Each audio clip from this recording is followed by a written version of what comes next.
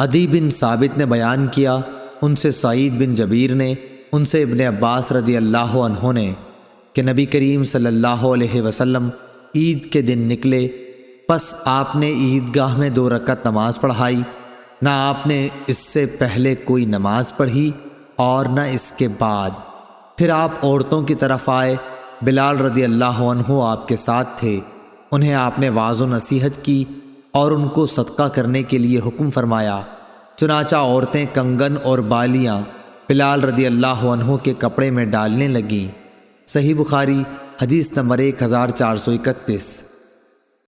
ابو بردہ بن ابو موسیٰ نے بیان کیا اور ان سے ان کے باپ ابو موسیٰ نے بیان کیا کہ رسول اللہ صلی اللہ علیہ وسلم کے پاس اگر کوئی مانگنے والا آتا یا آپ کے سامنے کوئی حاجت پیش کی جاتی تو آپ صحابہ کرام رضی اللہ عنہم سے فرماتے کہ تم سفارش کرو کہ اس کا ثواب پاؤ گے، اور اللہ پاک اپنے نبی کی زبان سے جو فیصلہ چاہے گا وہ دے گا۔ صحیح بخاری حدیث نمبر 1432۔ عبدہ نے ہشام سے خبر دی، انہیں ان کی بیوی فاطمہ بنت منذر نے اور ان سے اسماء رضی اللہ عنہا نے بیان کیا کہ مجھ سے نبی کریم صلی اللہ علیہ وسلم نے فرمایا کہ خیرات کو مت روک ورنہ تیرا رزق بھی روک دیا جائے گا۔ ہم سے عثمان بن ابی شیبہ نے بیان کیا اور ان سے عبدہ نے یہی حدیث روایت کی کہ گننے نہ لگ جانا ورنہ پھر اللہ بھی تجھے گن گن کر ہی دے گا۔ صحیح بخاری حدیث نمبر 1433۔ ابن ابی ملیکہ نے خبر دی، انہیں عباد بن عبداللہ بن زبیر نے اسماء بنت ابی بکر رضی اللہ عنہا سے خبر دی کہ وہ نبی کریم صلی اللہ علیہ وسلم کے ہاں آئیں۔ آپ صلی اللہ علیہ وسلم نے فرمایا کہ مال لو، تھیلی میں بند کر کے نہ رکھنا ورنہ اللہ پاک بھی تمہارے لیے اپنے خزانے میں بندش لگا دے گا، جہاں تک ہو سکے لوگوں میں خیرات تقسیم کرتی رہ۔ صحیح بخاری حدیث نمبر 1434۔ جریر نے اعمش سے بیان کیا، ان سے ابو وائل نے، انہوں نے حذیفہ بن یمان رضی اللہ عنہ سے کہ عمر بن خطاب رضی اللہ عنہ نے فرمایا کہ فتنے سے متعلق رسول اللہ صلی اللہ علیہ وسلم کی حدیث آپ لوگوں میں کس کو یاد ہے؟ حذیفہ رضی اللہ عنہ نے بیان کیا کہ میں نے کہا میں اس طرح یاد رکھتا ہوں جس طرح نبی اکرم صلی اللہ علیہ وسلم نے اس کو بیان فرمایا تھا۔ اس پر حضرت عمر رضی اللہ عنہ نے فرمایا کہ تمہیں اس کے بیان پر جرت ہے؟ اچھا تو حضور صلی اللہ علیہ وسلم نے فتنوں کے بارے میں کیا فرمایا تھا؟ میں نے کہا کہ آپ نے فرمایا تھا انسان کی آزمائش فتنہ اس کے خاندان، اولاد اور پڑوسیوں میں ہوتی ہے، اور نماز، صدقہ اور اچھی باتوں کے لیے لوگوں کو حکم کرنا اور بری باتوں سے منع کرنا اس فتنے کا کفارہ بن جاتی ہیں۔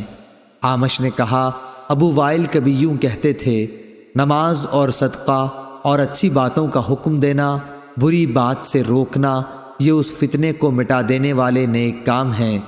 پھر اس فتنے کے متعلق عمر رضی اللہ عنہ نے فرمایا کہ میری مراد اس فتنے سے نہیں، میں اس فتنے کے بارے میں پوچھنا چاہتا ہوں جو سمندر کی طرح ٹھاٹے مارتا ہوا پھیلے گا۔ حذیفہ رضی اللہ عنہ نے بیان کیا، میں نے کہا کہ اے امیر المومنین، آپ اس فتنے کی فکر نہ کیجئے، آپ کے اور اس فتنے کے درمیان ایک بند دروازہ ہے۔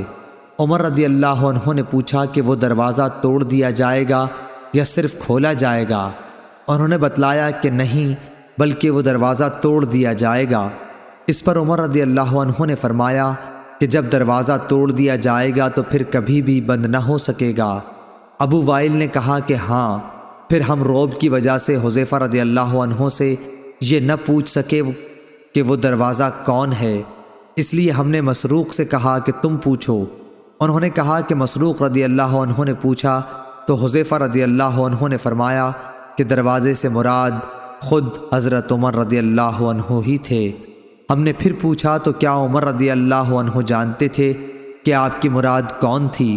انہوں نے کہا ہاں، جیسے دن کے بعد رات کے آنے کو جانتے ہیں، اور یہ اس لیے کہ میں نے جو حدیث بیان کی وہ غلط نہیں تھی۔ صحیح بخاری حدیث نمبر 1435۔ حکیم بن حزام رضی اللہ عنہ نے بیان کیا کہ میں نے عرض کیا یا رسول اللہ، ان نیک کاموں سے متعلق آپ کیا فرماتے ہیں جنہیں میں جاہلیت کے زمانے میں صدقہ، غلام آزاد کرنے اور صلہ رحمی کی صورت میں کیا کرتا تھا، کیا ان کا مجھے ثواب ملے گا؟ نبی کریم صلی اللہ علیہ وسلم نے فرمایا کہ تم اپنی ان تمام نیکیوں کے ساتھ اسلام لائے ہو جو پہلے گزر چکی ہیں۔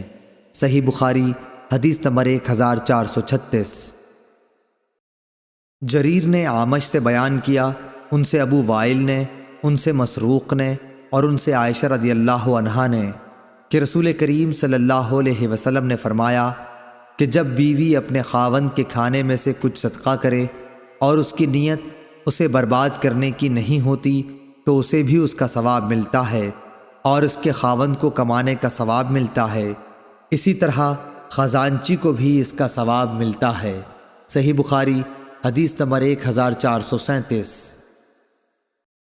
ابو اسامہ نے بیان کیا، ان سے برید بن عبداللہ نے، ان سے ابو بردہ نے اور ان سے ابو موسیٰ رضی اللہ عنہ نے کہ نبی کریم صلی اللہ علیہ وسلم نے فرمایا، خازن مسلمان امانت دار جو کچھ بھی خرچ کرتا ہے، اور بعض دفعہ فرمایا وہ چیز پوری طرح دیتا ہے جس کا اسے سرمایے کے مالک کی طرف سے حکم دیا گیا اور اس کا دل بھی اس سے خوش ہے، اور اسی کو دیا ہے جسے دینے کے لیے مالک نے کہا تھا، تو وہ دینے والا بھی صدقہ دینے والوں میں سے ایک ہے۔ صحیح بخاری حدیث نمبر 1438۔ منصور بن معمر اور اعمش دونوں نے بیان کیا، ان سے ابو وائل نے، ان سے مسروق نے اور ان سے عائشہ رضی اللہ عنہا نے نبی کریم صلی اللہ علیہ وسلم کے حوالے سے کہ جب کوئی عورت اپنے شوہر کے گھر کے مال سے صدقہ کرے، صحیح بخاری حدیث نمبر 1439۔ دوسری سند، امام بخاری نے کہا اور مجھ سے عمر بن حفص نے بیان کیا، کہا کہ مجھ سے میرے باپ حفص بن غیاث نے بیان کیا، کہا کہ ہم سے اعمش نے بیان کیا، ان سے ابو وائل شقیق نے، ان سے مسروق نے اور ان سے عائشہ رضی اللہ عنہا نے بیان کیا کہ نبی کریم صلی اللہ علیہ وسلم نے فرمایا، جب بیوی اپنے شوہر کے مال میں سے کسی کو کھلائے اور اس کا ارادہ گھر کو بگاڑنے کا بھی نہ ہو تو اسے اس کا ثواب ملتا ہے، اور شوہر کو بھی ویسا ہی ثواب ملتا ہے، اور خزانچی کو بھی ویسا ہی ثواب ملتا ہے۔ شوہر کو کمانے کی وجہ سے ثواب ملتا ہے اور عورت کو خرچ کرنے کی وجہ سے۔ صحیح بخاری حدیث نمبر 1440۔